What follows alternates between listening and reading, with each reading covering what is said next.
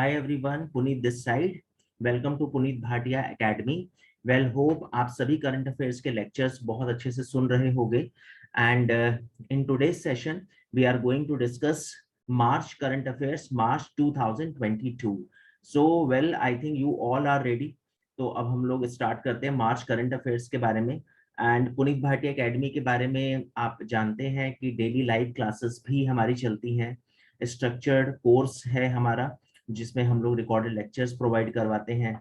Live test and quiz हम लोग खेलते हैं अपने इंस्टाग्राम चैनल पे. Puneet Bhatia academy Instagram channel है एंड टेलीग्राम चैनल है हमारा. एंड अनलिमिटेड एक्सेस होता है उसका, उसमें कोई कोर्स ड्यूरेशन आपको नहीं दी जाएगी. यानी अगर आप इस ईयर में अपीयर होना चाह रहे हैं या नेक्स्ट ईयर भी, तो ये कोर्स जो है वो अवेलेबल होगा. ऑब्वियसली करंट अफेयर्स जो है वो आउटडेटेड हो जाता है, लेकिन जब हम स्टैटिक जीके की बात करते हैं, हिस्ट्री, ज्योग्राफी, पॉलिटी, तो वो आपको मतलब आप उसका यूज कर पाएंगे, क्योंकि वो चाहे आप इस ईयर के लिए यूज करें या नेक्स्ट ईयर या किसी और कॉम्पिटिटिव एग्जाम में आपको अपीयर होना है, तो वो स्टैटिक जीके आपको हेल्प करेगी.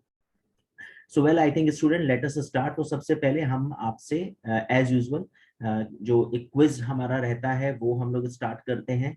एंड इन सभी करंट अफेयर्स के बारे में, करंट अफेयर्स में क्या क्या सेक्शंस होते हैं, वो हम ऑलरेडी आपके साथ लास्ट क्लासेस में डिस्कस कर चुके हैं. So well, let us start. This is question number 1.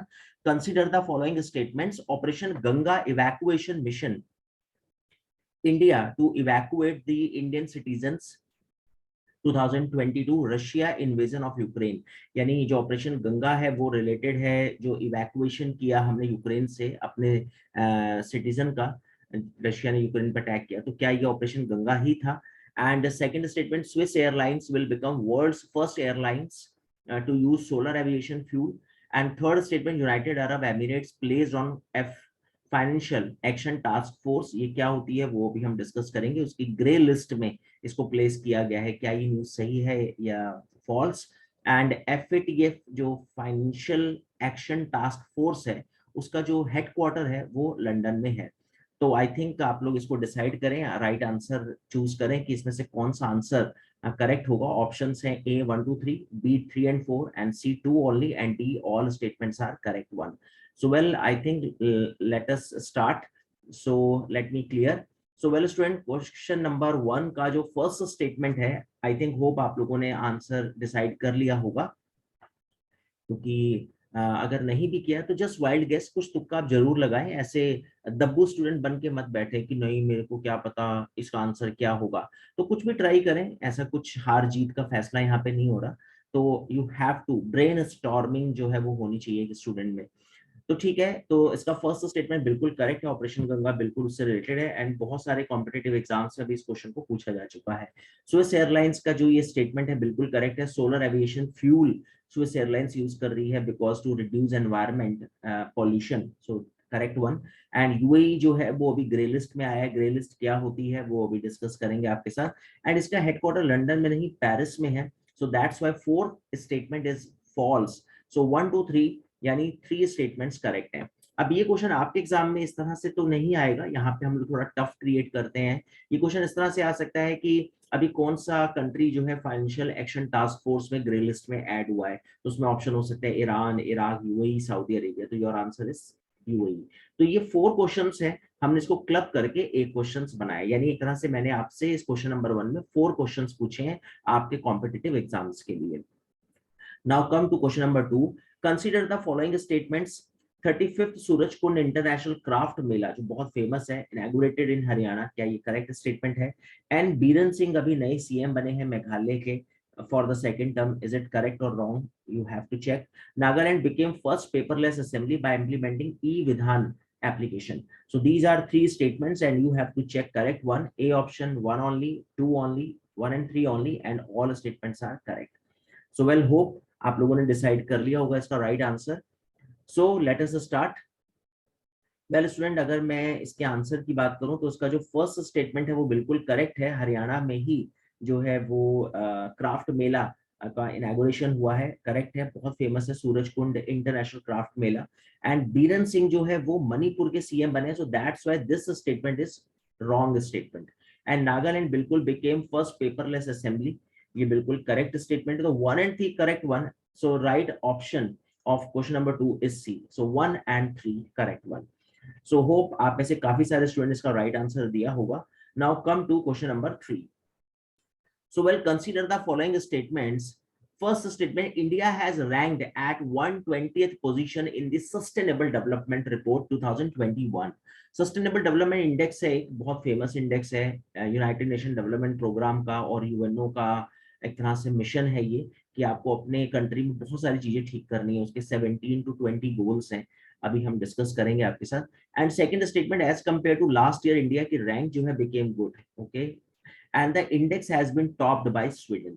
So well, these are three statements and sustainable development report बहुत important है, तो you must have knowledge about this. So I think hope आप लोगों ने decide कर लिया होगा. Now come to the answer. So let us start. So well student, statement number 1 जो है वो बिल्कुल correct है. 120 position है इंडिया की, तो this is correct statement. As compared to last year India की रैंक थी 117. तो for that point of view I can say कि इंडिया की रैंक जो है वो थोड़ी reduce हुई है, क्योंकि इंडिया को और अगर इंडिया की रैंक 117 से अबव होती तो we can say this statement is correct, but right now this statement is incorrect. And topped by Sweden, no, topped by Finland, that's why incorrect. So right answer is C option, only one. So hope आप लोगों ने इन 3 questions को 3 questions को अच्छे से attend करा होगा. Well एक क्वेश्चन में अगर मैंने आपसे 3 to 4 फैक्ट्स पूछे तो इनडायरेक्टली मैंने आपसे 15 to 16 क्वेश्चंस आपसे पूछे हैं आज इस क्विज में. एंड आउट ऑफ 3 अगर आपने एक क्वेश्चन का भी आंसर ठीक दिया तो very good from my side. So well student, late us start. Purpose यही है, आप इसमें कुछ डिसअपॉइंट मत होना कि मुझे क्वेश्चंस नहीं आते. ऑब्वियसली अगर नहीं आते तभी आप ये लेक्चर सुन रहे हो, तो आपको अपने आप अपनी नॉलेज को एनहांस करना है, अपग्रेड करना है आपको अपनी नॉलेज को. So that is the purpose. तो अभी हम लोगों का यही पर्पस है कि आपको ये सारे पॉइंट्स आपको बताएं ताकि आपको कॉम्पिटिटिव एग्जाम्स में हेल्पफुल हो. तो well student, late us start. अब मार्च करंट अफेयर्स को स्टार्ट करते हैं. तो सबसे पहला हमारी जो न्यूज है वो ऑपरेशन गंगा से ही रिलेटेड है, क्योंकि काफी न्यूज में रहा ये ऑपरेशन गंगा, और जिस तरह से एनडीए गवर्नमेंट ने इसको एक तरह से एज ए चैलेंज लिया और बहुत सारे स्टूडेंट्स जो वहां पे डॉक्टर की स्टडी करने गए हुए थे वो काफी सारे स्टूडेंट को वहां से इवैक्यूएट किया. तो आप देख सकते हैं इंडिया का फ्लैग इन्होंने लिया हुआ है. और मैंने तो ऐसी भी न्यूज सुनी थी कि पाकिस्तान की गवर्नमेंट ने बिल्कुल सपोर्ट नहीं करा. So for that reason Pakistan के कुछ स्टूडेंट इंडियन फ्लैग लेके खड़े हुए थे ताकि उनको हेल्प हो जाए इंडियन एम्बेसी से और उनके ऊपर रशियन आर्मी अटैक ना करे, क्योंकि रशियन आर्मी जो है उस पर अटैक नहीं कर रही थी जो इंडिया का फ्लैग लेके खड़ा हुआ था वहां पर. Because we all know that Russia is a friend in need, is a friend in deed. Russia के साथ हमारी जय वीरू वाली जोड़ी रही है काफी टाइम से, और जब जब हमारे ऊपर संकट आया रशिया ने ही हमें हमारे साथ साथ दिया. पाकिस्तान के साथ जब जब लड़ाई हुई रशिया हमारे साथ रहा. For that reason Indian government जो है वो न्यूट्रल है रशिया और यूक्रेन के इस वॉर में, और हम लोग रशिया को अपोज भी नहीं कर रहे तो सपोर्ट भी नहीं कर रहे, क्योंकि हम ये भी मानते हैं कि रशिया की कहीं ना कहीं थोड़ी गलती है यूक्रेन के ऊपर अटैक करना, लेकिन हम रशिया को ओपनली अपोज भी नहीं करना चाहते, बिकॉज ही रशिया कंट्री जो है वो is like a best friend of India we can say. So operation evacuation जो है पाकिस्तान के स्टूडेंट्स ने भी इंडियन फ्लैग को सैल्यूट करा, क्योंकि उनकी जान भी इंडियन फ्लैग की वजह से बची. तो ऑपरेशन गंगा बहुत फेमस है, आपको इसको याद रखना है. Now come to next. Well Knight Frank's एक वेल्थ रिपोर्ट है जिसमें इंडिया की रैंक है 3rd.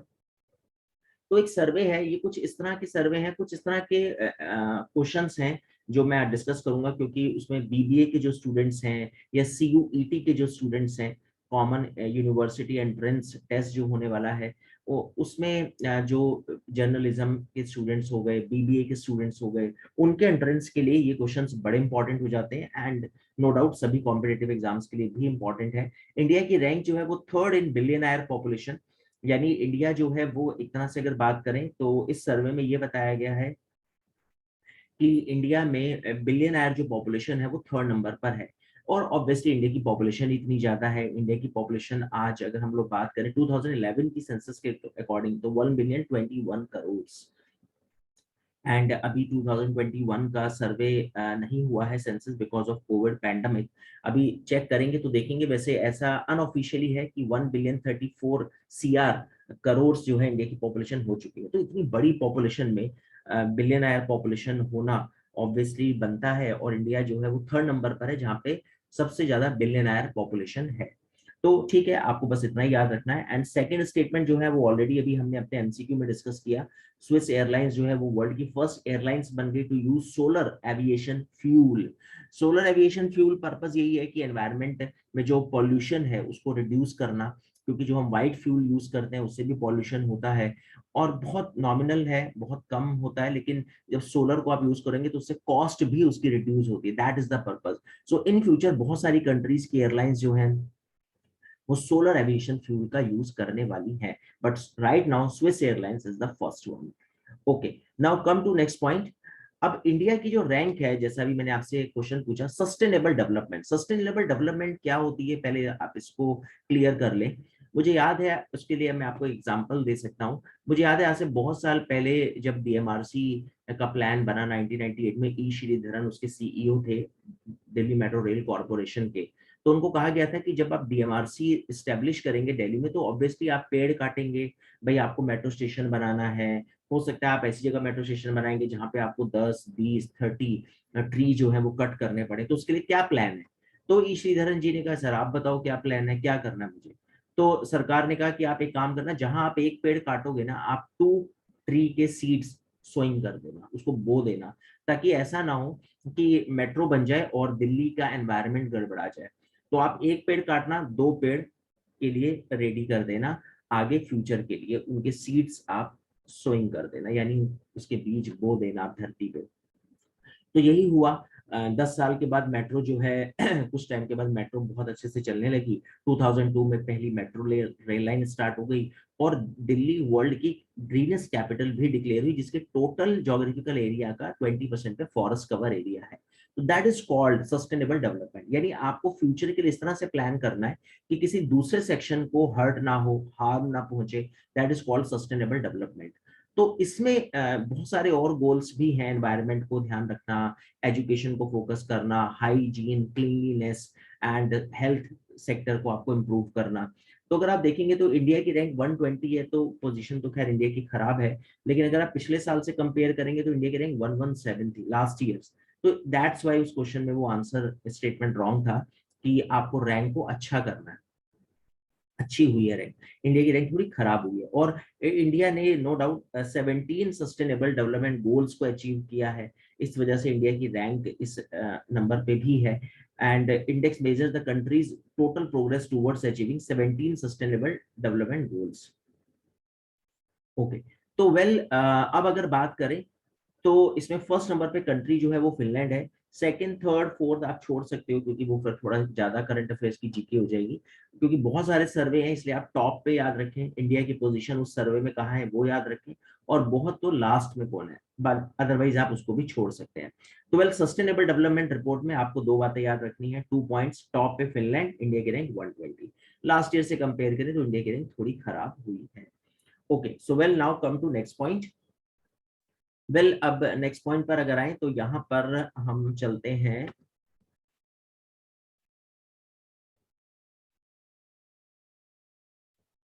यस, तो कम टू नेक्स्ट पॉइंट। अब जो हमारा नेक्स्ट पॉइंट है वो है रिलेटेड टू,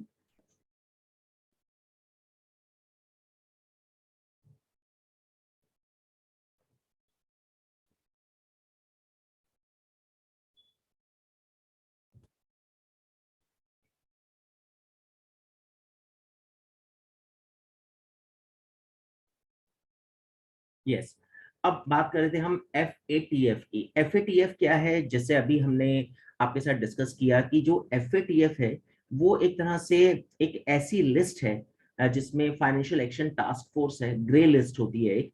पहले तो आपको ये समझा दें कि ग्रे लिस्ट क्या है और ये क्या पर्पस है इसका।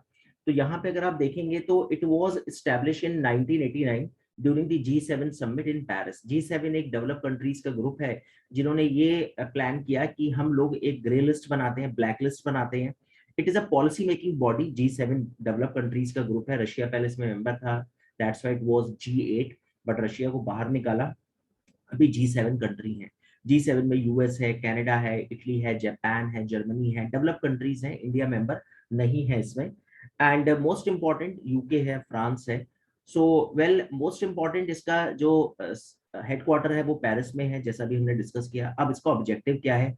ऑब्जेक्टिव सिंपल अगर शब्दों में बात करें तो मनी लॉन्ड्रिंग, वहां पे काला धन बाहर ना जा रहा हो, टेररिस्टों को वो सपोर्ट ना कर रहे हो, गलत कामों में आपका पैसा यूज ना हो रहा हो। तो जो कंट्री जितने गलत कामों में पैसा यूज करेगी उसको ग्रे लिस्ट में, और बहुत ज्यादा वर्स कंडीशन में यूज करेगी तो उसे ब्लैक लिस्ट में डाला जाएगा। यानी ग्रे लिस्ट एक तरह से अलार्मिंग होगा उस कंट्री के लिए कि उसको आने वाले टाइम में ब्लैक लिस्ट में डाला जा सकता है, तो उसको लोन, वर्ल्ड बैंक, आईएमएफ से कोई फाइनेंशियल असिस्टेंस उसको नहीं मिलती। सो दैट्स व्हाई ये जो है एक पर्पस है ग्रे लिस्ट में, और पाकिस्तान ग्रे लिस्ट में है, इसलिए हमें बड़ा सुकून मिलता है कि पाकिस्तान को एटलीस्ट पूरा इंटरनेशनल लेवल पे बात मानी जाती है कि ये एक टेररिस्ट कंट्री है।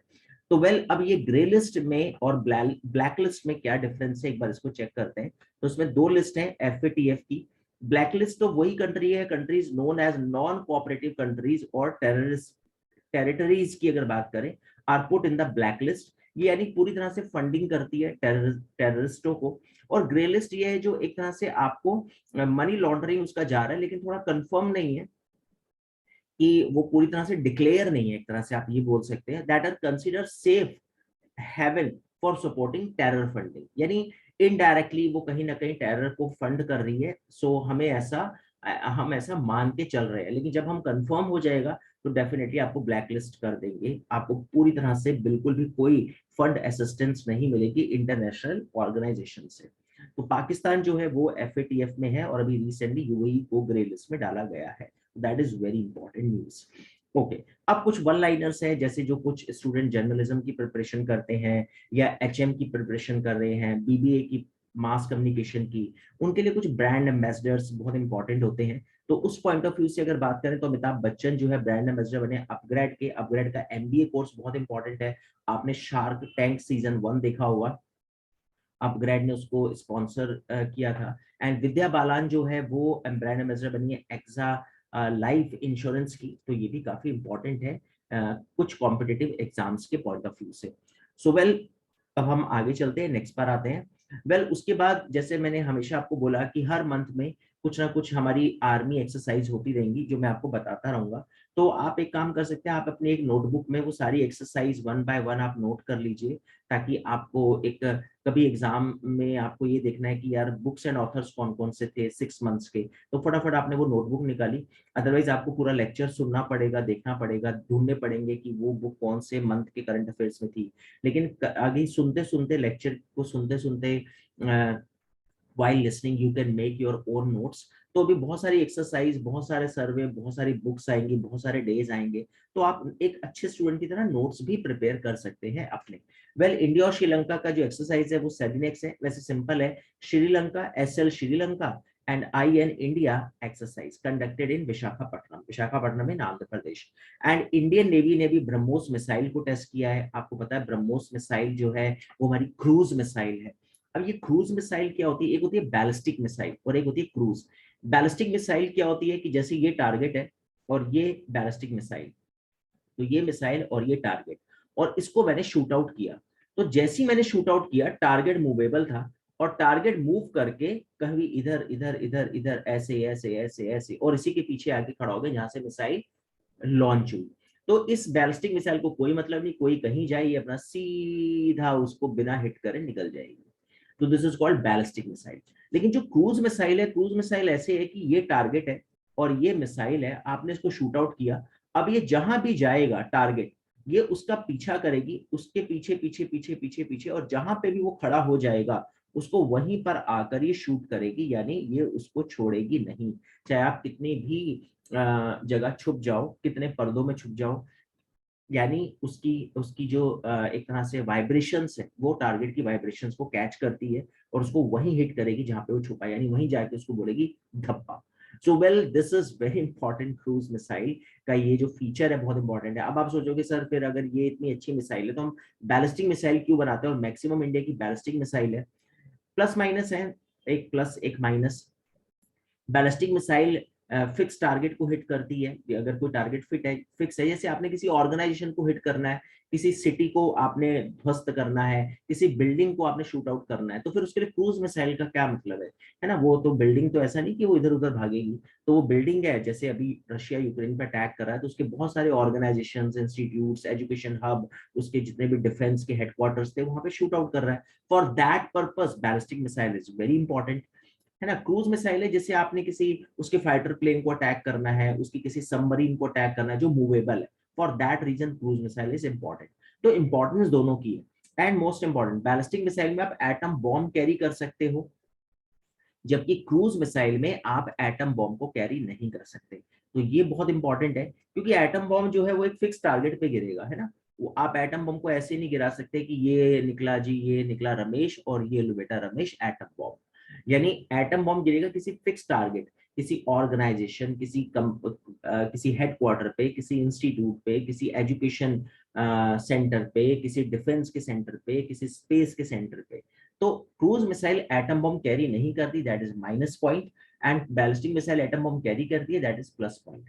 तो ब्रह्मोस जो है वो हमारी क्रूज मिसाइल है, ये बहुत इंपॉर्टेंट है। एंड मोस्ट इंपॉर्टेंट, ब्रह्मोस जो है वो ब्रह्मपुत्रा रिवर और मॉस्को रशिया की कैपिटल। सो इंडो रशियन कॉम्बिनेशन है, इसलिए इंपॉर्टेंट है। रशिया के साथ मिलकर हमने बनाई, और इसकी जो रेंज है वो है 290 किलोमीटर्स। सो वेल 290 किलोमीटर तक ये टारगेट को हिट कर सकती है। So that is very important.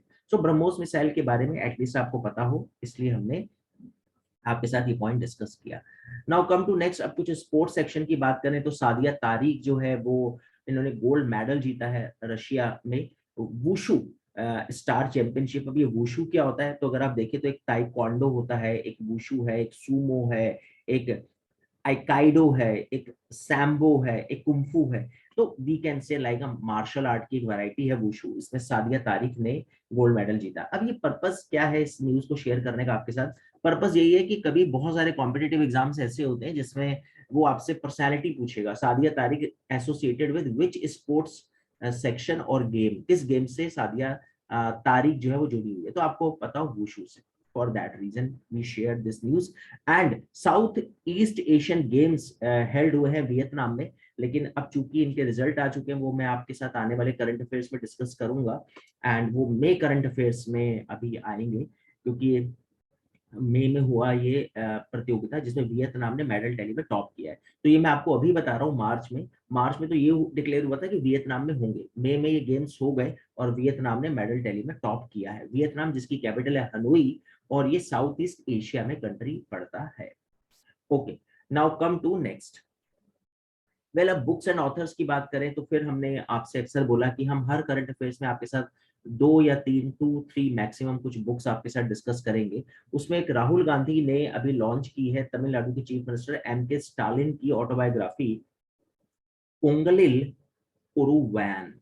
यानी तुम में से एक, यानी मैं तुम में से ही एक हूँ। तो इनकी ऑटोबायोग्राफी, उनके जीवनी, उन्होंने कैसे स्ट्रगल किया और किस तरह से डीएमके जो द्रविड़ मुनेत्र कड़गम पार्टी से एसोसिएटेड है, किस तरह से वो उनका सीएम तक का सफर रहा। एम करुणानिधि जो है वो डीएमके के प्रमुख हैं। तो किस तरह से एक तरह की उनकी जर्नी रही, उन्होंने अपनी जीवनी में, अपनी बायोग्राफी में, अपनी ऑटोबायोग्राफी में, अपनी आत्मकथा में अपने लाइफ की पूरी स्ट्रगल को एक्सप्लेन करा है। तो राहुल गांधी ने इस बुक को लॉन्च किया, तो काफी इंपॉर्टेंट है। We can read it and keep in our mind. And बहुत इंपॉर्टेंट, उषा उत्थुप को आप जानते होंगे, the queen of Indian pop, जो पॉप म्यूजिक के लिए, पॉप सिंगिंग के लिए जानी जाती है। The authorized biography of Usha Uthup release हुई है। विकास कुमार झा जो है इसके राइटर, एंड ट्रांसलेट किया है सृष्टि झा ने।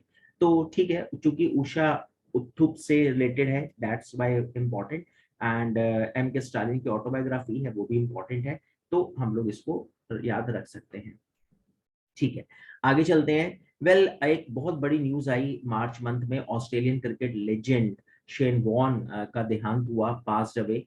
एंड ये काफी इंपॉर्टेंट है। वैसे formal Australian cricketer rod Marsh का भी देहांत हुआ, उनकी भी डेथ हुई, लेकिन हम competitive exam point of view से शेन वॉन के बारे में थोड़ा डिस्कस करेंगे। वेल, अगर आप देखेंगे तो शेन वॉन के जो टोटल विकेट है वो बहुत इंपॉर्टेंट है। 708 wicket in 145 test matches. So test matches 145 इन्होंने खेले जिसमें 708 इनके विकेट रहे, एंड ओडीआई 194 जिसमें 293 विकेट इनके रहे। और इनका जो एक तरह से क्रिकेट का जो एक तरह से करियर रहा वो 1992 से 2007। एंड अगर आपको पता हो तो आईपीएल, फर्स्ट आईपीएल जब हुए थे राजस्थान रॉयल्स के कैप्टन थे, और फर्स्ट आईपीएल राजस्थान रॉयल्स ने ही जीता था। और अगर इस बार भी राजस्थान रॉयल्स आपको पता है बहुत अच्छी टीम बनकर उभरी। सो वेल, शेन वॉर्न के बारे में आपको जो याद रखना है वो इम्पोर्टेंट है कि ऑस्ट्रेलिया क्रिकेट टीम से जुड़े हुए हैं, और उनके टिकट जो उनके विकेट्स हैं, सॉरी उनकी जो विकेट्स हैं वो टेस्ट क्रिकेट में 708 है। Okay, now come to next. Well, अब एक बहुत धांसू और बहुत important competitive exam point of view से काफी इंपॉर्टेंट न्यूज है जिसको आपको बिल्कुल स्टार लगाना चाहिए, और वो है मैटरनल मॉर्टेलिटी रेशियो, यानी मातृत्व मृत्यु दर जिसको हम लोग हिंदी में बोलते हैं, और केरला ने इसमें टॉप किया है। सो वेल, केरला जो है उसका जो मातृत्व मृत्यु दर है वो 30 है, यानी इसमें 1 लाख अराउंड पर चेक किया जाता है, यानी 1 लाख बच्चों को जन्म देते समय कितनी माताओं की डेथ हुई।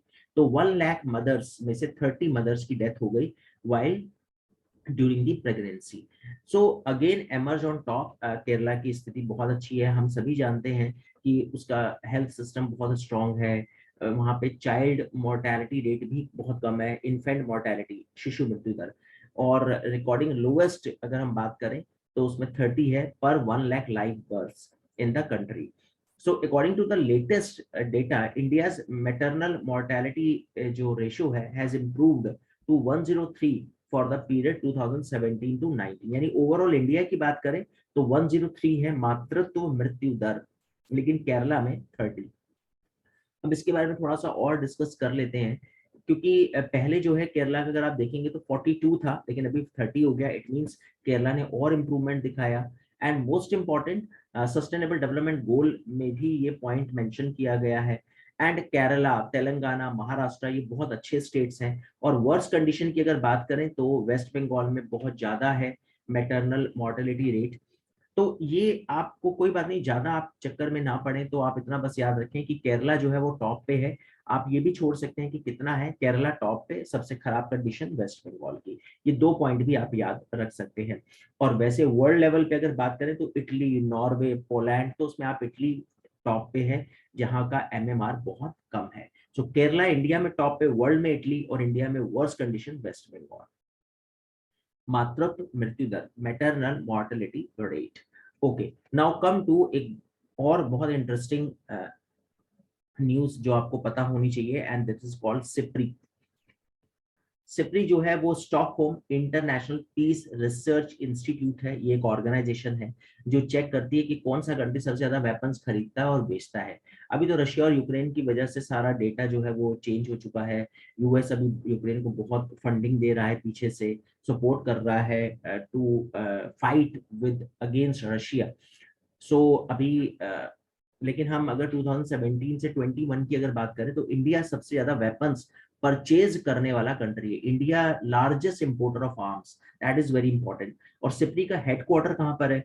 स्टॉकहोम, स्वीडन की कैपिटल है स्टॉकहोम, वहां पे इसका हेडक्वार्टर है। That's why its full form is Stockholm International Peace Research Institute, that is very important.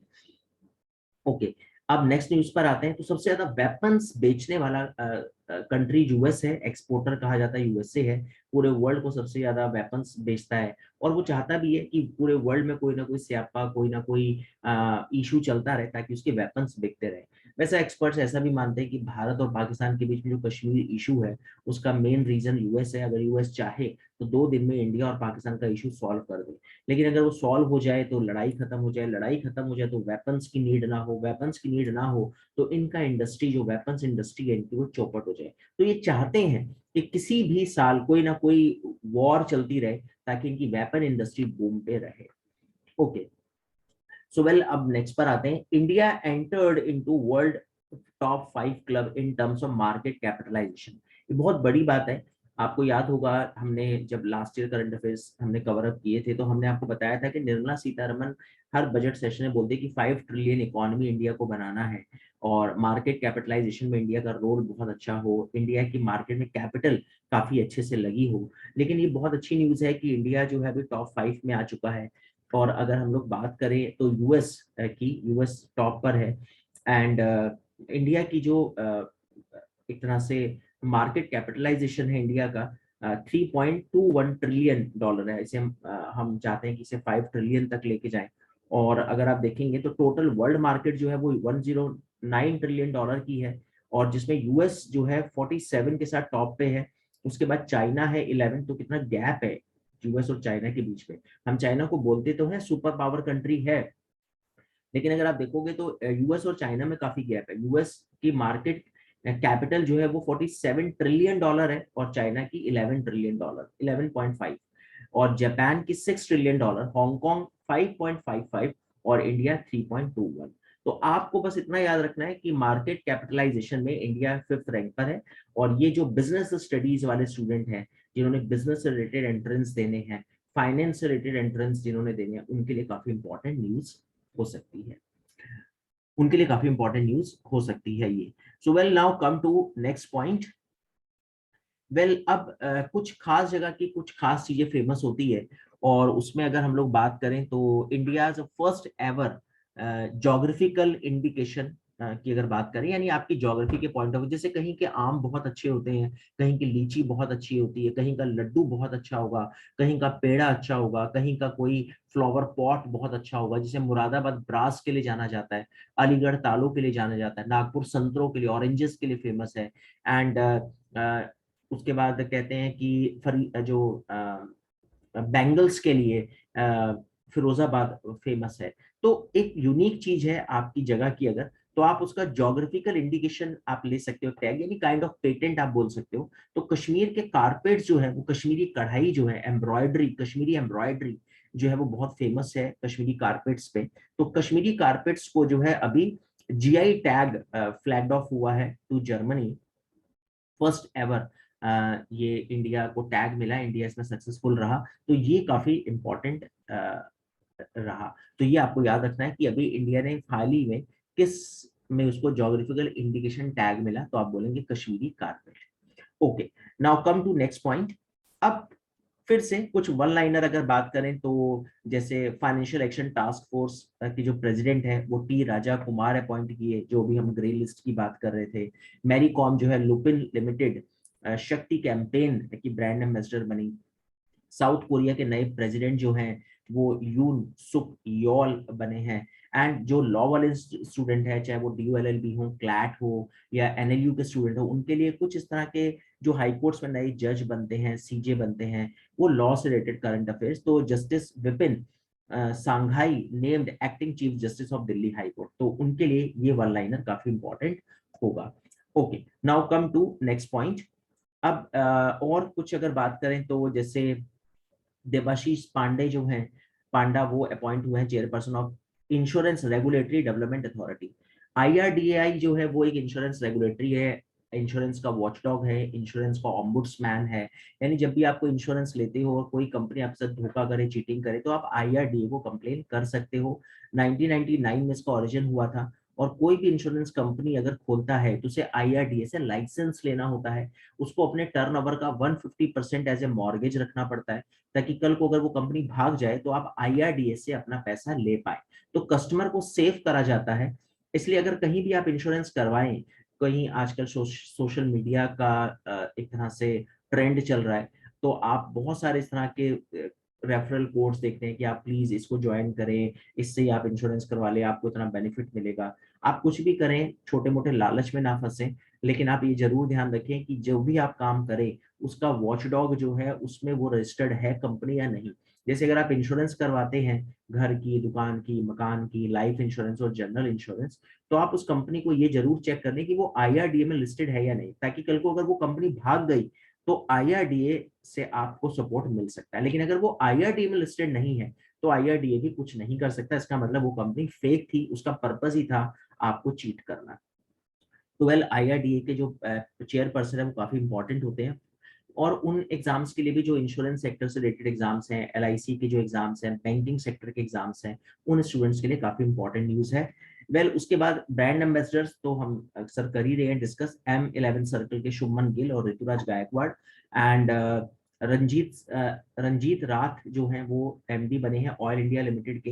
And भगवत मान बहुत इंपॉर्टेंट है, चीफ मिनिस्टर पंजाब। अरविंद केजरीवाल की आप पार्टी ने धूम मचाई पंजाब में, और कांग्रेस की अंदर की कलह कलेश का बेनिफिट जो है वो अरविंद केजरीवाल की पार्टी को मिला। नवजोत सिंह सिद्धू और जो वहां के प्रेजेंट CM थे, उनके बीच में जो टसल चलता रहा, उसका बेनिफिट अरविंद केजरीवाल की पार्टी को मिला और Bhagwant Mann became the chief minister, 17th chief minister of Punjab. Okay, now come to next. अब जिस तरह के ये जो अवार्ड सेरेमनी है, जैसे हमने गोल्डन ग्लोब अवार्ड आपके साथ डिस्कस किए थे, US के टेलीविजन और फिल्म इंडस्ट्री से रिलेटेड थे, ऐसी बाफ्टा अवार्ड जो है British academy film television and art से रिलेटेड है। BAFTA award, golden globe award, Oscar award, India के नेशनल फिल्म अवार्ड्स, ये कुछ 4-5 फिल्म इंडस्ट्री से रिलेटेड अवार्ड्स हैं जो आपको पता हो। सो बाफ्टा अवार्ड्स की अगर बात करें तो इसमें the Power of the dog best film है, ये आपको याद रखना है। बेस्ट एक्ट्रेस की बात करें तो Jona Scanlan after love won the best actress in leading role, and Will Smith King Richard won the best actor in leading role.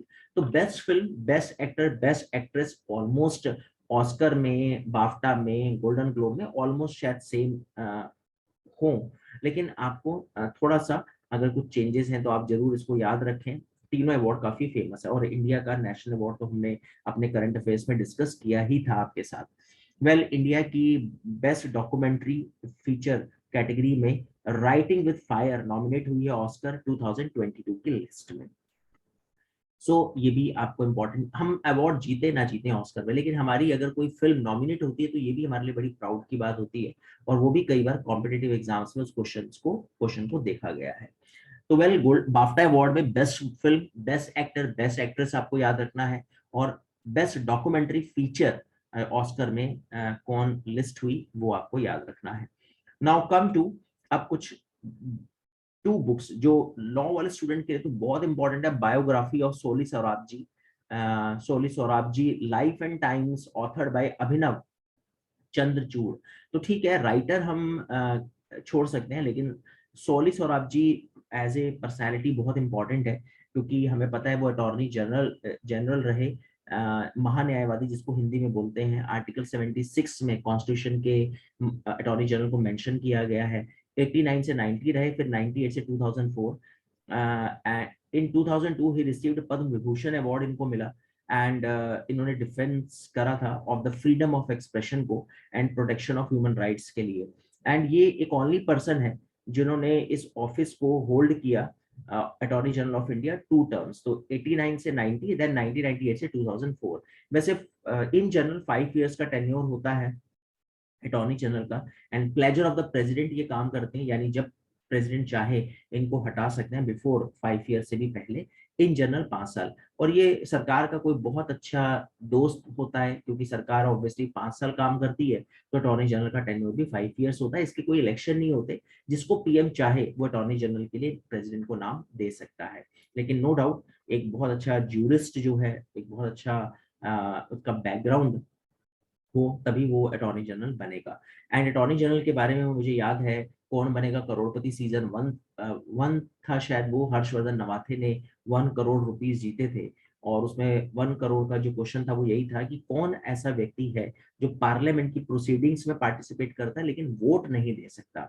तो अटॉर्नी जनरल है, वो पार्लियामेंट में बैठ सकता है, सरकार की तरफ से बोल सकता है, सजेशन दे सकता है, डिबेट में पार्टिसिपेट कर सकता है, बट वोटिंग राइट उसको नहीं होता, obviously because he is not a MP of parliament. लेकिन अटॉर्नी जनरल प्रोसीडिंग्स में बैठ सकता है, सिटिंग उसको बिल्कुल मिलती है। तो 5 इयर्स का टेन्योर आर्टिकल 76 में मेंशन है। For these point of view, law student के लिए, LLB के लिए, क्लैट, NLU और बाकी एंट्रेंस लॉ के, उनके लिए काफी इंपॉर्टेंट। उसके बाद टुम्ब ऑफ सैंड जो है वो एक काफी इंपॉर्टेंट अभी न्यूज में है। हिंदी नॉवेल है ये, nominated for International Booker Prize, that is very important. Author जो है इसकी Gitanjali Shree's novel Tomb of Sand, जो है वो नॉमिनेट हुई है for that point of view. International Booker Prize बहुत इंपॉर्टेंट है हर कॉम्पिटिटिव एग्जाम्स के पॉइंट ऑफ व्यू से, तो आपको वो याद रखना है। इसके विनर कौन रहे वो हम आगे सेशन अपनी क्लास में इसको डिस्कस करेंगे। तो वेल आगे चलते हैं, नेक्स्ट पर आते हैं। Yes, now come to next. अब कुछ डेज हैं, जैसे मैंने आपको बोला था कि 30 डेज, एक दिन में कई बार दो दो दिन, दो टू टू बहुत इंपॉर्टेंट पॉइंट भी सेलिब्रेट होते हैं, लेकिन उसमें हम हार्डली आपसे एक मंथ में कोई 5 to 10 डेज आपके साथ डिस्कस करेंगे किसी किसी मंथ में। सो 9th मार्च जो है नो स्मोकिंग डे इंपॉर्टेंट है, आप याद रख सकते हैं। इंटरनेशनल डे ऑफ वुमेन जजेस, लॉ वाले स्टूडेंट के लिए काफी important. World consumer right day, सभी कॉम्पिटिटिव एग्जाम्स के लिए important. So 15th March world consumer right day, 10th March international day of women जज and 9th March no smoking day. तो ये काफी इंपॉर्टेंट डेज है। Okay, now come to next. अभी जो हमने आपसे एमसीक्यू में क्वेश्चन पूछा था, 35th Surajkund international craft Mela inaugurated in Haryana, correct है।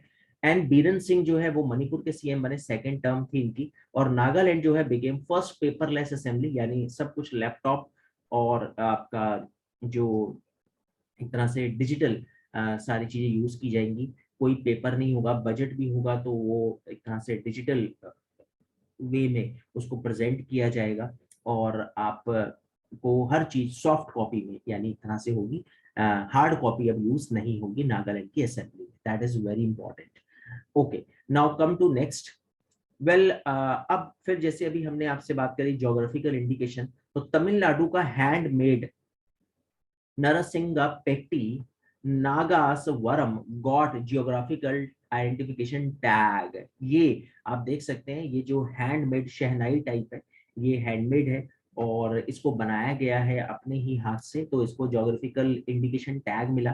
काफी इंपॉर्टेंट हो सकती है, अभी किसी एग्जाम में तो नहीं आया है क्वेश्चन, लेकिन हमने आपके साथ डिस्कस कर लिया। लेकिन इसमें काफी इंपॉर्टेंट बात है, प्रमोद सावंत जो भी गोवा के सीएम बने, सेकंड टर्म है इनकी।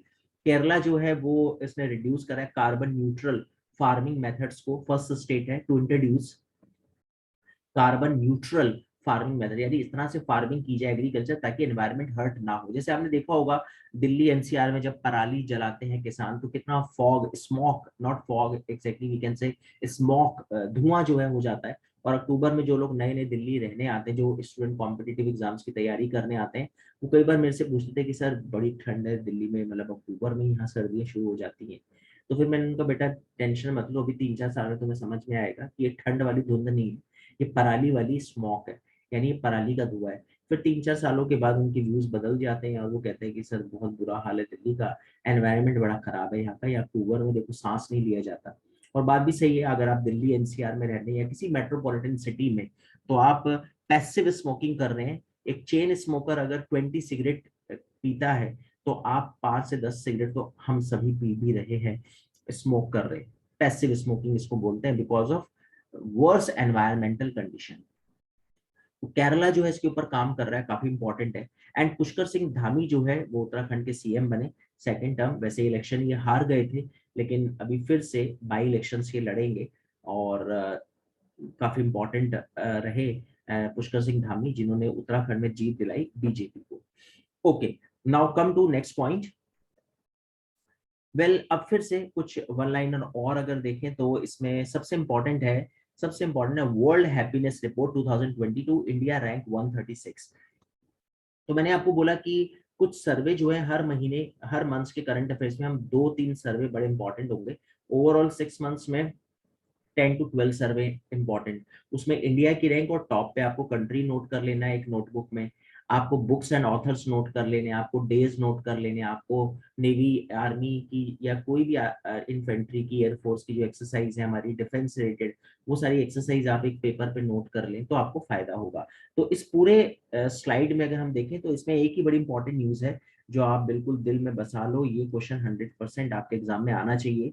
इंडिया की जो रैंक है वो 136 और फिनलैंड ने टॉप किया है। अब इसमें थोड़ा सा आगे चलते हैं और उसको क्लियर करते हैं। वेल, इसमें और कोई इंपॉर्टेंट न्यूज एक बार चेक कर लेते हैं, और इसमें कोई इंपॉर्टेंट न्यूज नहीं है, बाकी सब एक जनरल न्यूज है। तो इसमें अगर हम देखें तो यहाँ पर वर्ल्ड हैप्पीनेस रिपोर्ट पर आते हैं। अब राहुल गांधी जी को मैंने इसलिए यहाँ पे मेंशन किया कि उनका कहना है कि ये दिखाने वाला खुशी है, वैसे इंडिया की स्थिति बड़ी खराब है, हम रहते उदासी हैं। तो राहुल गांधी जी ऐसा मान रहे हैं। और फिनलैंड टॉप पर है, इंडिया की रैंक 136 है। वैसे राहुल गांधी जी कहे या ना कहें, 136 रैंक अपने आप में बहुत कुछ बोल रही है कि इंडिया की रैंक अच्छी नहीं है। तो 136 और 146 पे अफगानिस्तान है।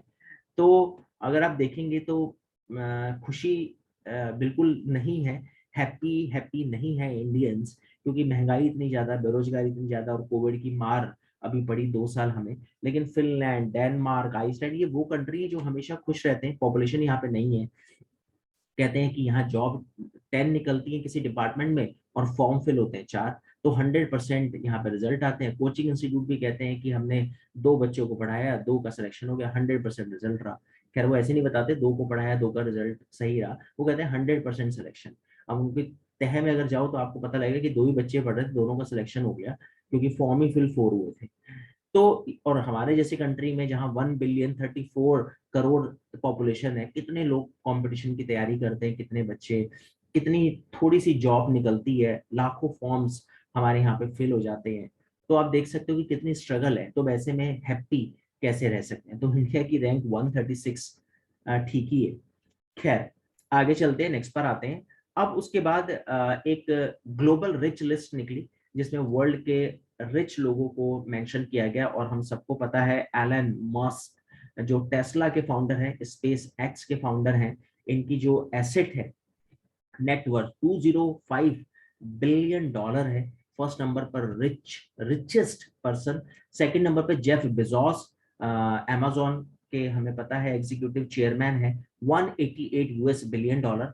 और अगर हम 1 और 2 के बाद सीधा अपने इंडिया पे अगर आए, तो इंडिया में मुकेश अंबानी जो बहुत इंपॉर्टेंट है, एशिया के richest man, Ambani occupied 9th globally rank, ये बहुत इंपॉर्टेंट है, $103 बिलियन, यानी पूरे वर्ल्ड में 9, एशिया में टॉप और ऑब्वियसली इंडिया में भी टॉप। तो ज्यादा नहीं, आपको बस इतना याद रखना है, according to Hurun global rich list, ये आपको याद रखना है कि किस रिच लिस्ट की हम बात कर रहे हैं। तो उसमें Elon Musk $205 billion, Jeff Bezos $188 billion and Mukesh Ambani overall rank 9, Asia में रिचेस्ट, इंडिया में richest. Okay fine, now come to next point. Well अब इसमें फिर से कुछ वन लाइनर, जिसमें बहुत इंपॉर्टेंट वन लाइनर है, मिस वर्ल्ड, मिस यूनिवर्स, ये जितने भी कॉम्पिटिशन्स होते हैं वो काफी इंपॉर्टेंट होते हैं। तो पोलैंड की Karolina Bielawska won Miss World 2021 title. तो बस आपको सिर्फ इतना याद रखना है कि कैरोलिना ने मिस वर्ल्ड प्रतियोगिता कंपटीशन जीता और ये पोलैंड को बिलोंग करती है, ये इंपॉर्टेंट। उसके बाद एक बहुत इंपॉर्टेंट प्राइज मैंने यहाँ पे मेंशन किया है, प्राइट्जकर आर्किटेक्चर प्राइज। ये क्वेश्चन इस तरह से मैंने बहुत सारे कॉम्पिटिटिव एग्जाम्स में देखा कि प्राइट्जकर अवार्ड किस फील्ड से रिलेटेड है। उसमें जो जीतता है उसका नाम नहीं आता, वो उसकी फील्ड पूछता है।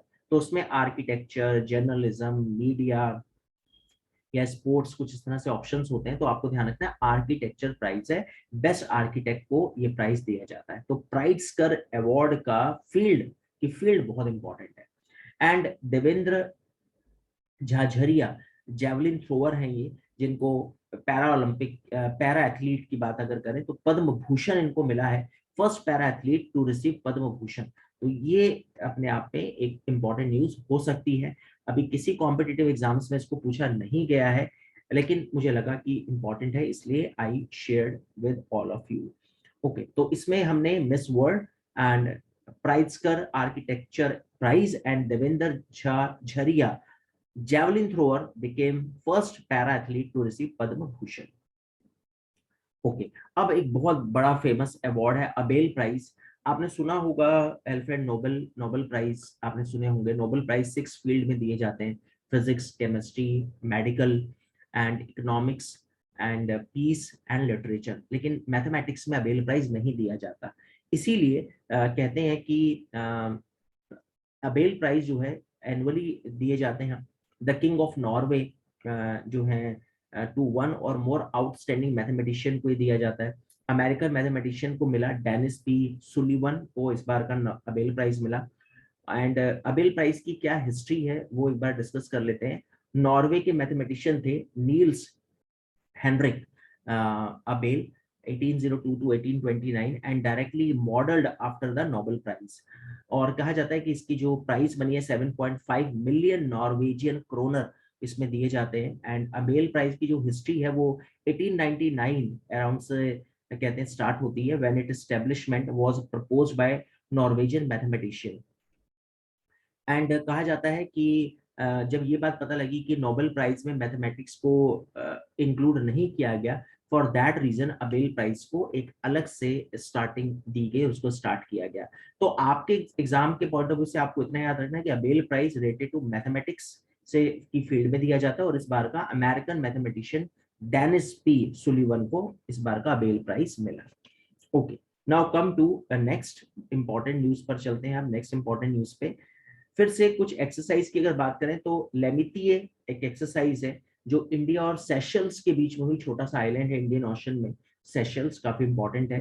एंड पैसिफिक और इंडियन ओशन के बीच में पड़ता है ये। And Lamitiye 2022 conducted in Seychelles and NATO military exercise cold response. NATO North Atlantic Treaty Organization 1949 में इसका ओरिजिन हुआ, इसका हेडक्वार्टर ब्रुसेल्स में है, और जितने भी कैपिटलिस्ट कंट्री हैं उनका एक आर्मी ग्रुप है जो बना था कम्युनिस्ट कंट्री के आर्मी ग्रुप या कम्युनिस्ट कंट्री को टक्कर देने के लिए।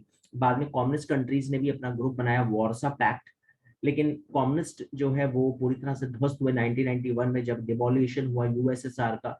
लेकिन नाटो अभी भी जुड़ा हुआ है, और इसी वजह से यूक्रेन का इशू है कि रशिया जो कभी कम्युनिस्ट लीडर था, कम्युनिस्टों का लीडर था और नाटो का बिल्कुल एक तरह से एनिमी हम बोल सकते हैं, तो यूक्रेन पहले यूएसएसआर का पार्ट रहा, और अब रशिया चाहता है कि यूक्रेन जो है वो नाटो का मेंबर ना बने, क्योंकि अगर वो नाटो का मेंबर बनता है तो एक तरह से उसके लिए खतरा है यूरोप और एशिया में रशिया के लिए। तो इसलिए वो चाहता है कि वो अगर मेरे साथ नहीं जुड़ रहा तो कोई बात नहीं, लेकिन वो नाटो के साथ भी ना जाए, वो न्यूट्रल रहे।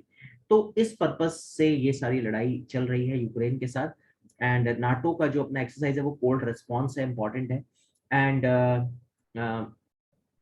Ministry of Civil Aviation and FICCI organise Wings India 2022 in Hyderabad. ये जितने भी डिफेंस रिलेटेड कुछ एग्जाम्स हैं उनके लिए इंपॉर्टेंट हो सकता है, लेकिन आपको सभी कॉम्पिटिटिव एग्जाम्स के लिए आपको ये एक्सरसाइज याद रखनी है। Okay, now come to next. फिर एक तरह से एक्सरसाइज दस्तलिक जो है वो इंपॉर्टेंट है। एक्सरसाइज दस्तलिक जो उज्बेकिस्तान के साथ जॉइंट मिलिट्री एक्सरसाइज है, इंडिया और उज्बेकिस्तान, जिसकी कैपिटल है ताशकंद, लेकिन ये हुई है यांगियारिक उज्बेकिस्तान में। इंडियन आर्मी और उज्बेकिस्तान की आर्मी के साथ, एयरफोर्स आर्मी के साथ ये एक्सरसाइज हुई। एक्सरसाइज के पर्पस क्या है वो हम ऑलरेडी आपके साथ करंट अफेयर्स की लास्ट क्लासेस में डिस्कस कर चुके हैं कि वॉर नहीं होती तो हम वार्म अप करते रहते हैं अपनी आर्मी को दूसरी कंट्री के आर्मी के साथ, ताकि हम सीखें, हमारा लर्निंग प्रोसेस बढ़े, हमारी अप्रोच अच्छी हो जाए कि किस तरह से वॉर लड़ते हैं, और कभी अचानक ऑल ऑफ सडन लड़ाई हो तो हमारे सोल्जर्स जो है वो रेडी रहे। क्योंकि 1999 कारगिल वॉर के बाद इंडिया में ने कोई लड़ाई वॉर बैटल फेस नहीं की। For that reason time to time defence ministry हमारी इस तरह के वार्म अप मॉक ड्रिल्स करती रहती है दूसरी कंट्रीज की आर्मी के साथ। That is the purpose. Okay, Pankaj Advani billiards champion है, बिलियर्ड्स किंग है, और उन्होंने एशियन बिलियर्ड चैंपियनशिप जीती फॉर द 8th टाइम। तो ये काफी इंपॉर्टेंट है, और पंकज अडवाणी को सभी लोग जानते भी हैं, इसलिए इनके ऊपर अब क्वेश्चन आने कम हो गए, क्योंकि क्वेश्चन तब बनते हैं जब आप अभी नया नया कोई स्पोर्ट्स पर्सन जुड़ा हो किसी गेम से और उसे कोई गोल्ड मेडल मिल जाए, या वो कोई बहुत धमाकेदार परफॉर्मेंस दे दे। पंकज अडवाणी ने इतनी धमाकेदार परफॉर्मेंस दी है इतने लास्ट कई सालों में, और एग्जामिनर भी क्वेश्चन पूछ पूछ के अब थक गए, और हम भी बता बता के परेशान हो गए, लेकिन फिर भी हम आदत से मजबूर हैं और हम हर बार ये क्वेश्चन पूछ ही लेते हैं कि पंकज अडवाणी कौन है। तो वेल, जो फ्रेशर है, जो नए स्टूडेंट है, उनको बताना जरूरी है। एशियन बिलियर्ड्स चैंपियनशिप इन्होंने जीती 8th टाइम। ओके, अब फिर से 2 बुक्स और देखते हैं इस मंथ में, तो काफी बुक्स हो गई, 5 to 6 books. Biography of Rahul Bajaj. Rahul Bajaj हम सभी जानते हैं, बजाज इंडस्ट्री के ओनर।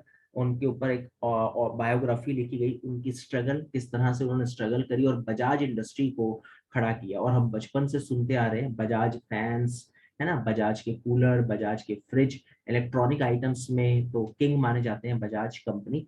एंड फिर एक ऑटोबायोग्राफी है जी.आर. विश्वनाथ की, रेस्ट एश्योर्ड, एन ऑटोबायोग्राफी को ऑथर बाय आर. कौशिक। तो ये दोनों बुक्स भी इंपॉर्टेंट है, राहुल बजाज की बायोग्राफी और जी.आर. विश्वनाथ की autobiography. Okay, now come to next. फिर एक और बड़ी important book, a children's book, the title है the little book of joy, जो दलाई लामा और डेसमंड टूटू ने लिखी। दलाई लामा हम सबको पता है तिब्बत के धर्मगुरु हैं, बौद्ध धर्म के धर्मगुरु हैं। धर्मशाला मोनेस्ट्री, धर्मशाला हिमाचल प्रदेश में उनका आना जाना काफी रहा, और इंडो चाइना वॉर की कहानी जो है वो दलाई लामा से जुड़ी हुई है। चाइना जो है वो चाहता है कि दलाई लामा को अरेस्ट कर लिया जाए, एंड इंडिया का सपोर्ट चाहता है चाइना। इंडिया लेकिन सपोर्ट नहीं करता, क्योंकि इंडिया एक सेकुलर कंट्री है, और इंडिया चाहता है कि अगर मैंने ऐसा किया तो मेरी जो बुद्धिस्ट पॉपुलेशन है वो नाराज हो जाएगी, तो मैं क्यों आपको सपोर्ट करूं कि दलाई लामा को अरेस्ट किया जाए। सो चाइना तिब्बत पे को कॉन्कर करना चाहता है। For that point of view वो दलाई लामा को अरेस्ट करने के इंटरेस्ट में रहता है। एंड डेसमंड टूटू जो है वो हमें पता है वो एक तरह से anti apartheid and human right activist हैं, एंड साउथ अफ्रीका से बिलोंग करते हैं। तो इन दोनों ने एक तरह से मिलकर ये बुक लिखी है, the little book of Joy. तो इसका टाइटल है, इसमें बुद्धिज्म और क्योंकि बुद्धिज्म में हमेशा कास्ट और वर्णा सिस्टम को अपोज किया गया, शूद्रों को, सबको, हर कास्ट के लोगों को बोला गया कि आप एक्सेप्ट कर सकते हैं बुद्धिज्म। सो दैट्स व्हाई इन दोनों ने मिलकर इस बुक को ऑथर किया। Okay, now come to next. 23 March world water day, काफी इंपॉर्टेंट है ये तो, खैर बहुत हिट क्वेश्चन है कॉम्पिटिटिव एग्जाम्स का। World water day, earth day, NRI day, AIDS day, tobacco no tobacco day, martyrs day, ये कुछ बड़े फेमस डेज हैं। 15 to 20 डेज, वो तो खैर आपको याद होने ही चाहिए, क्योंकि if you are preparing for competitive exams. तो 22 March world water Day, theme आप छोड़ सकते हो ground water, making the invisible visible, है ना, जो इनविजिबल है उसको विजिबल करना, वाटर हार्वेस्टिंग पे जोर दिया जाए। खैर 21 मार्च वर्ल्ड वाटर डे वो इंपॉर्टेंट है। वेल 23 मार्च शहीद दिवस, मार्टियर्स डे, हम लोग सरदार भगत सिंह, सुखदेव और राजगुरु, 23 मार्च 1931 को इनको फांसी की सजा दी गई थी लाहौर कॉन्स्पिरेसी केस में, जिसमें इन्होंने जनरल सैंडर्स को गन डाउन किया था, जिसके लाठीचार्ज की वजह से, जिसके ऑर्डर की वजह से लाठीचार्ज हुआ, और उस लाठीचार्ज में लाला लाजपत राय मारे गए साइमन कमीशन के प्रोसेशन के ड्यूरेशन में। So a fatal lathi blow was dealt to Lala Lajpat Rai during Simon Commission procession. For that reason हम लोग 23 मार्च को मार्टियर्स डे, वैसे शहीद दिवस हम 30 जनवरी को भी सेलिब्रेट करते हैं, को मनाते हैं, गांधी जी का एसेसिनेशन हुआ था, लेकिन एक 23 मार्च भी काफी इंपॉर्टेंट माना जाता है। एंड वर्ल्ड ट्यूबरक्लोसिस, तो आप ये मत कंफ्यूजन में रहना कि सर अगर दोनों आएंगे तो हम क्या लगाएंगे, वो एग्जामिनर ऐसा कंफ्यूज नहीं करता। स्टूडेंट्स को कभी भी एग्जाम में कंफ्यूज नहीं किया जाता, वो आपसे एक ही ऑप्शन में एक ही मार्टियर्स डे डाले, क्योंकि उसको भी पता है कि दो होते हैं, और अगर आपने दो में से कोई भी टिक लगाया, बाई चांस दो आ भी गया, आपका टाइम खराब हुआ, दोनों पूछ लिए उसने ऑप्शन में, तो आप कोई भी टिक लगाए, वो दोनों सभी के स्टूडेंट्स के आंसर ठीक माने जाएंगे। कोई 30 जनवरी अगर लगाता है, 23 मार्च लगाता है, तो आप उसकी टेंशन मत लेना, क्योंकि एग्जामिनर स्टूडेंट्स को कंफ्यूज नहीं करता, क्योंकि उसको पता है स्टूडेंट्स ऑलरेडी कंफ्यूज है। तो जो आप लोग पहले से ही कंफ्यूज हो, आपको और कोई क्या कंफ्यूज करेगा, आप तो कंफ्यूजन का होल फाइव हो, तो इसलिए आप इस बात की टेंशन मत लें। Well 24 March world tuberculosis day, TB TB day हम लोग मनाते हैं, ये भी इंपॉर्टेंट है। And international day for the right to the truth concerning gross human right violation. ये लॉ वाले स्टूडेंट DULLB के एंट्रेंस के लिए क्लैट में ये क्वेश्चन 2 बार आया, NLU में 3 बार ये क्वेश्चन आया, इसलिए इंपॉर्टेंट है, इसलिए आप इसको याद रखें। Okay, now come to next. अब एक UNEP, United Nation Environment Programme की अगर बात करें, तो वो एक सर्वे करती है और ये देखती है कि कहाँ पे सबसे ज्यादा नॉइस है। तो आपको थोड़ा शॉकिंग होगा, ढाका जो है डेसिबल नॉइस जो लेवल है उसका 119, और मुरादाबाद इंडिया का, मुरादाबाद जो ब्रास के लिए फेमस है, ढाका फर्स्ट और Moradabad second most noise polluted city in the world. तो आप देखिए कितना मतलब चिंता की बात है। और अगर आप देखें तो इंडिया का और कोई कंट्री थैंक गॉड टॉप 10 में नहीं है, लेकिन Dhaka first, Moradabad second, second आना बहुत बड़ी बात है। एंड इसीलिए मैंने आपके साथ शेयर किया, क्योंकि ये क्वेश्चन अभी कुछ एग्जाम्स में पूछा जा चुका है कि वर्ल्ड का सबसे most noise polluted city Dhaka. ये क्वेश्चन ढाका के पॉइंट ऑफ व्यू से पूछा गया था। And Robert Abela re elected as prime minister of Malta, not too important. Okay, now come to next. अब यहाँ पे हुरुन ग्लोबल, जिनकी 40 ईयर एज है या उससे कम, अंडर एज 40, सेल्फ मेड बिलियनायर्स 2022 के कौन रहे? तो इंडिया की रैंक उसमें 4th है, यूएस ने टॉप किया, यानी 87 सेल्फ मेड बिलियनायर्स की एक ये लिस्ट बनी। और अगर आप देखेंगे इसमें तो यानी 40 साल और उससे कम एज के कितने लोग जो अपनी मेहनत और अपने दम पर एक तरह से अरबपति बने। तो यूएस की अगर बात करें तो 37 सेल्फ मेड बिलियनायर्स हैं।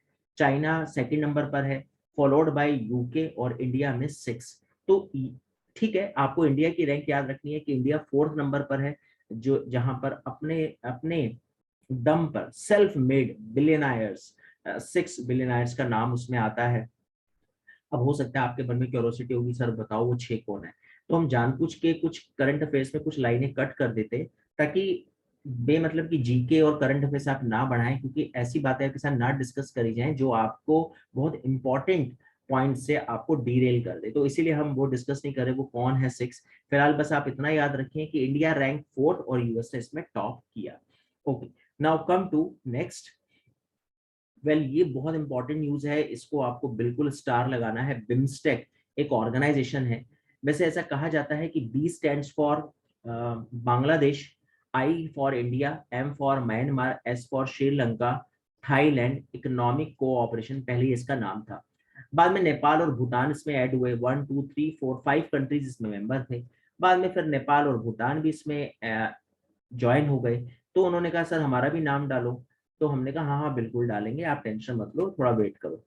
थोड़ा वेट करवाया, फिर ये इरिटेट हुए, कहने सर नाम नहीं है हमारा, हम अपने सिटीजन को बताते हैं बिम्स्टेक के मेंबर है, वहाँ कॉम्पिटेटिव एग्जाम्स में आता है, लेकिन हम हमारा एन और बी का है। इंडिया ने कहा अरे बी मतलब यही तो होता है भूटान। तो उसने कहा सर आप बेवकूफ मत बताओ, बी का मतलब जो है वो बांग्लादेश है। तो फिर हम ज्यादा इनको काफी टाइम तक नहीं इस तरह से कर पाए। तो हमने कहा चलो ठीक है, फिर हम एक काम करते हैं, थोड़ा और एन और बी डाला तो शायद हो सकता है इसका लुक खराब हो जाए, इसकी साउंड खराब हो जाए। तो हमने इसका मीनिंग ही चेंज कर दिया। तो हमने इसका मीनिंग रखा बाद में, bay of Bengal initiative multi sectoral technical economic cooperation. यानी हमने फिर सबका नाम हटा दिया ताकि नेपाल और भूटान को ये ना लगे कि हमारा नाम नहीं है, हमारे इनिशियल नहीं है इस एक्रोनिम में। तो वेल, अब नाम है bay of Bengal initiative for multi sectoral technical economic cooperation, यानी वो कंट्री जो बे ऑफ बंगाल के को टच करते हैं।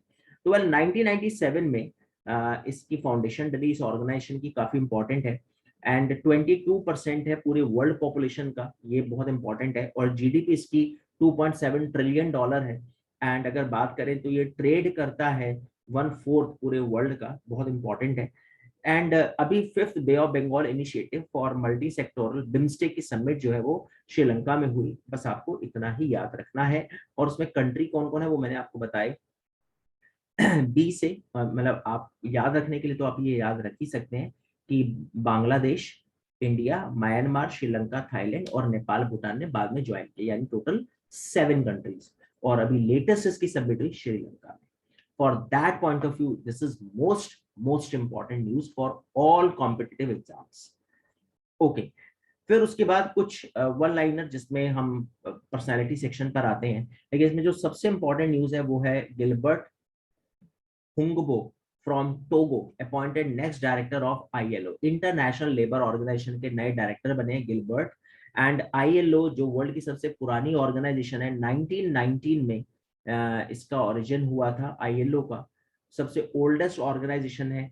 जो यूएनओ से रिलेटेड क्वेश्चंस आपके एग्जाम्स में आते हैं उस पॉइंट ऑफ व्यू से मैं इसको शेयर कर रहा हूँ। और आईएलओ का हेडक्वार्टर है जिनेवा, तो दैट इज वेरी इंपॉर्टेंट।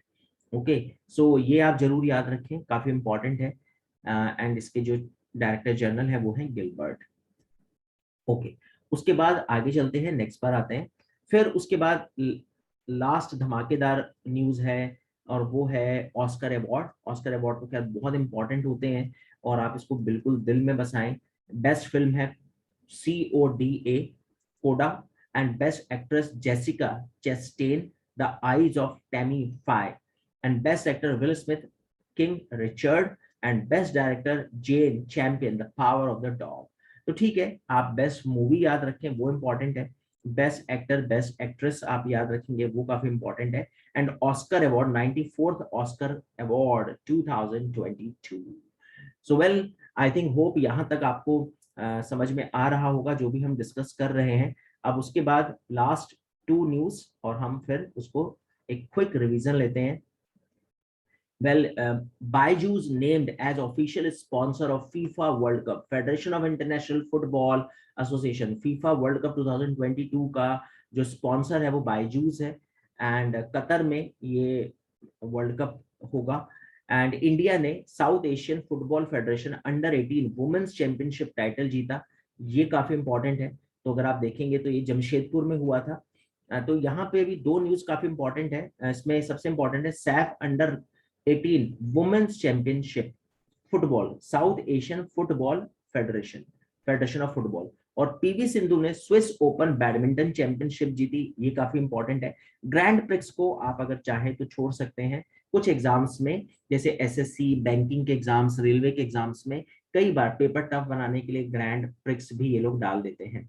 तो ठीक है, कुछ 1-2 बार हमने DULLB के एंट्रेंस में भी इसको देखा, लेकिन आप चाहें तो कर लें, छोड़ने को चाहे तो आप छोड़ सकते हैं. लेकिन आपको याद रखना है SAFF under 18 women's championship India ने जीती एंड पीवी सिंधु ने स्विस ओपन बैडमिंटन चैंपियनशिप जीती. And well, now come to last news.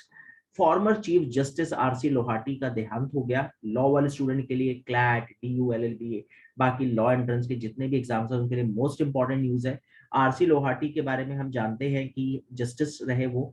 was appointed 35th CJI of India 1st June 2004 and 2005 में रिटायर हुए. तो आरसी लोहाटी आप याद रखें, farmer CJI, recently passed away, and chief justice CJI supreme court के head.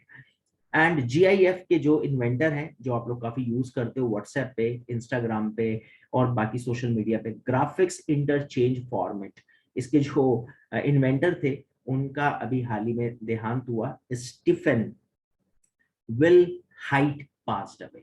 So well, this is all about March current affairs and hope आपको यहाँ तक सब कुछ समझ में आया होगा. अब हम जल्दी से क्विक रिवीजन करते हैं और आपसे फटाफट ये सारे पॉइंट्स को आपके साथ रिवाइज करते हैं. Then I will ask some questions and you can check yourself, introspect yourself that how sincerely you listen this lecture. So well, quick fast revision. Now come to first news. Okay, so let us start. तो हमने operation Ganga को discuss किया. Ukraine से evacuation programme था Indian citizen का because of Russian attack. उसके बाद हमने वेल्थ रिपोर्ट को डिस्कस किया जिसमें हमने बताया कि इंडिया 3rd बिलियनर पॉपुलेशन है, जिसमें यूएस ने टॉप किया. एंड उसके बाद फिर हमने आपके साथ डिस्कस किया सस्टेनेबल डेवलपमेंट. इंडिया के रैंक 120, टॉप पे फिनलैंड कंट्री. यूएई को अभी फाइनेंशियल एक्शन टास्क फोर्स में ग्रे लिस्ट में डाला गया. इसलिए इंपॉर्टेंट है ग्रे लिस्ट क्या होती है, ब्लैक लिस्ट क्या होती है, वो हमने डिस्कस किया. अमिताभ बच्चन अपग्रेड के ब्रांड एम्बेसडर बने. उसके बाद सेलिनेक्स इंडिया और श्रीलंका की एक्सरसाइज एंड ब्रह्मोस मिसाइल के बारे में हमने डिस्कस किया. सादिया तारिक हमने डिस्कस किया, wushu star champion. And South East Asian games Vietnam, जिसमें मेडल टैली में वियतनाम ने टॉप किया. एंड फिर हमने उषा उत्थुप की बुक डिस्कस करी और एमके स्टॉलिन की बुक आपको बताई. शेनवॉन के बारे में हमने डिस्कस किया, 708 विकेट 145 टेस्ट मैचेस में. देन हमने मैटरनल मोर्टेलिटी रेशियो डिस्कस किया आपके साथ. केरला ने टॉप किया. Worst condition waste Bengal, world में सबसे कम इटली का MMR. वेल, फिर हमने सिप्री की report, importer, arms importer country and 5 market capitalisation में टॉप 5 क्लब में इंडिया की एंट्री हुई. टॉप पे यूएस और ज्योग्राफिकल इंडिकेशन टैग मिला कश्मीरी कारपेट को. देन हमने डिस्कस किया आपके साथ कुछ वन लाइनर, जिसमें हमने Mary Kom appointed brand ambassador of Lupin limited. Then हमने डिस्कस किया आपके साथ भगवत मान जो है वो पंजाब के नए CM बने आप पार्टी से. देन बाफ्टा अवार्ड्स हमने आपके साथ डिस्कस किए, जिसमें best movie the Power of the Dog won the best film award. And most important हमने डिस्कस किया आपके साथ बेस्ट एक्टर और best actress. Then Soli Sorabjee की biography, life and times. Soli Sorabjee 2 बार अटॉर्नी जनरल इंडिया के बने. आर्टिकल 76 कॉन्स्टिट्यूशन में अटॉर्नी जनरल मेंशन है. Tenure 5 years, pleasure of the president ये काम करते हैं. वेल उसके बाद 9 मार्च नो स्मोकिंग डे, काफी important. And Nagaland became first paperless assembly, काफी इंपॉर्टेंट पॉइंट था ये। प्रमोद सावंत गोवा के सीएम और पुष्कर सिंह धामी उत्तराखंड के सीएम बने। वेल फिर उसके बाद हमने वर्ल्ड हैप्पीनेस रिपोर्ट आपके साथ डिस्कस की, जिसमें हमने बताया फिनलैंड ने टॉप किया और इंडिया की रैंक 136 है। एंड मुकेश अंबानी जो है ग्लोबली 9th रिचेस्ट है, फर्स्ट नंबर पे Elon Musk, then Jeff Bezos. And फिर हमने मिस वर्ल्ड पोलैंड की कैरोलिना आपके साथ डिस्कस की, और देवेंद्र झाझरिया जो है फर्स्ट पैरा एथलीट बने जिनको पद्म भूषण मिला। देन हमने अबेल प्राइज आपके साथ डिस्कस किया, American mathematician Dennis P Sullivan को अबेल प्राइज से सम्मानित किया गया। And Lamitiye exercise, joint military exercise with Indian and Seychelles की आर्मी के साथ। एंड उसके बाद फिर हमने नाटो के बारे में आपके साथ डिस्कस किया, इंडिया उज्बेकिस्तान का एक्सरसाइज दस्तलिक हमने आपको बताया। Then Pankaj Advani billiard king, and most important biography Rahul Bajaj की, ऑटोबायोग्राफी जी.आर. विश्वनाथ की, wrist assured, and the little boy of joy authored by Dalai Lama and Desmond Tutu, and 22nd March World Water Day, and 23rd March शहीद दिवस। And सबसे ज्यादा noise population Dhaka में, second number पे Moradabad. Then हमने discuss किया self made billionaire में India की रैंक फोर्थ एंड यूएस ने इसमें टॉप किया। देन बिम्स्टेक की मीटिंग हुई श्रीलंका, जिसका ओरिजिन हुआ 97, टोटल इसके अंदर कंट्री है 7, 5+2। देन हमने आपको आईएलओ के डायरेक्टर के बारे में बताया, origin 1919 and headquarter Geneva. And Oscar award हमने आपके साथ डिस्कस किए। देन बायजूस जो है अभी फीफा वर्ल्ड कप का स्पॉन्सर रहेगा। And SAFF under 18 women's championship India ने जीती। PV Sindhu Swiss Open badminton championship इन्होंने जीती। एंड आरसी लोहाटी जो फॉर्मर सीजीआई थी 35th, उनका हाल ही में देहांत हुआ, ही recently passed away. So well student, hope आप लोगों ने अच्छे से समझ लिया होगा। Now let us start. So this is quiz session, and जल्दी से आप अपने क्वेश्चंस को पढ़ें और इसका आंसर बताएं। Question number 1, consider the following statements. India emerged as the largest exporter of arms in 2017 to 21 as per SIPRI report, and India entered into world's top 5 club in terms of market capitalization for the first time, ranked 5th. So these are two statements and you have to choose correct one. So I think let us start. Hope आप लोगों ने decide कर लिया होगा अपना answer. Well मुझे ऐसा लगता है कि फर्स्ट स्टेटमेंट जो है थोड़ा सा साउंड इसमें गड़बड़ हो रही है, बिकॉज एक्सपोर्ट नहीं इंपोर्टर है इंडिया। बट ये second statement is absolutely correct है, टॉप 5 क्लब में इंडिया एंट्री हुआ है, तो इसका राइट आंसर आई थिंक होगा only 2। So question number 1, right option B. Hope you all understood. Now come to question number 2. Unacademy named as official sponsor of FIFA World Cup 2022 in Qatar, and Pakistan has been declared the winner of third SAF Under 18 Women's Football Championship. PV Sindhu won women's single title Swiss Open Badminton 2022. So let us start. I think hope you all decided. You have decided your answer. So well, first statement wrong. Byju's है इसका correct statement. Pakistan ने, India ने इसको जीता competition को, and PV Sindhu correct one है। So only 3। So question number 2, right option B. I think hope आप लोगों ने इसका आंसर बी डिसाइड किया होगा। Okay, now come to question number 3। Well maternal mortality ratio is defined as the number of maternal death per 1 lakh live births. Kerala, Telangana, Maharashtra are included in the top 3 states with the lowest MMR in India, and MMR has worsened in UP, Uttar Pradesh. So let us start. Okay, take your time, giving you 10 seconds to decide the right answer. Options हैं A 1 and 3, B 3, C 1 and 2, and D all statements are correct one. So let us start. I think first statement is correct है, बिल्कुल correct statement है। Second भी correct statement है, but third थोड़ा सा गड़बड़ लग रहा है मेरे को, बिकॉज इसका राइट आंसर है West Bengal not Uttar Pradesh. So that's why 1 and 2 here it is C. So question number 3, right option C. So hope आप लोगों ने इन सभी 3 क्वेश्चंस के आंसर सही दिए होंगे। सो वेल स्टूडेंट, आउट ऑफ 3 अगर आपका स्कोर है 2 out of 3, तो very good from my side, क्योंकि अब 2 तो ठीक होने चाहिए, ताजे ताजे याद थे और ताजे ताजे मैंने आपसे पूछ लिए। तो वेल आई थिंक 2 क्वेश्चन तो बनते हैं ठीक करने, लेकिन अगर आपका एक ठीक है तो ठीक है, और अच्छे से सुने इस लेक्चर को, और अगर 0 है तो स्थिति बहुत ही दयनीय है, यानी आप बीच में लंच डिनर ब्रेकफास्ट शायद आपने कुछ कर लिया और आपका ध्यान सुनने में कम था, खाने पे शायद ज्यादा था या किसी और चीज में। तो वेल, ध्यान से सुने, definitely you will score, your score would be 3 out of 3. So well student, thank you very much and keep watching Punit Bhatia Academy. Thanks once again and all the best.